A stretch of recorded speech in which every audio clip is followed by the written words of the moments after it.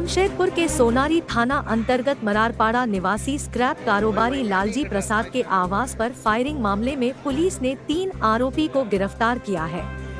Police ने रविवार को पकड़े गए शूटर अजय गौड़, जगन्नाथ पुष्टि उर्फ सन्नी और रितेश कुमार सिंह उर्फ झब्बू को जेल भेज दिया। आरोपी कारोबारी की हत्या करने की तैयारी में थे। एसएसपी किशोर कौशल ने संवाददाता सम्मेलन में बताया कि अजय गौड़ पर 4 आपराधिक मामले दर्ज हैं।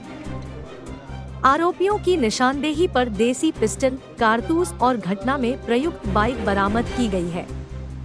बताया जाता है कि 16 अगस्त को सीएच एरिया में बदमाशों ने लालजी प्रसाद से लूट का प्रयास किया था। उस मामले में एक को गिरफ्तार किया गया था। इसमें अजय गौड़ और अन्य का नाम सामने आया था। अजय के साथी रितेश ने 8 सितंबर को लालजी प्रसाद को केस में नाम न देने की धमकी दी थी। इसी को लेकर अजय ने कारोबारी के घर पर फायरिंग की। लालजी ने अजय के रंगदारी मांगने पर उसके खिलाफ छिनतई का केस किया था।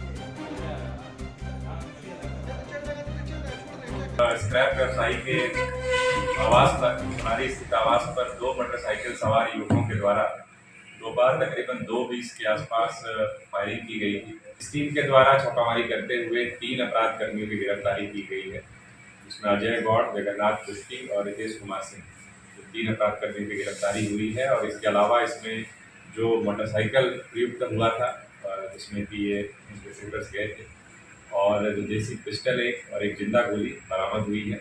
जब उससे आगे पूछताछ की गई, उसके बयान में अजय गौड़ और उसके एक और सहकर्मी का नाम लिया था। अजय गौड़ के द्वारा एक प्रकार से वादी के ऊपर दबाव बनाया जा रहा था कि उसका नाम इस मामले में ना लिया। इसी बात को लेकर उसको एक तरीके से दबाव में लाने के लिए, धमकाने के लिए उसके घर पर फायरिंग की घटना को अंजाम दिया गया था। लेकिन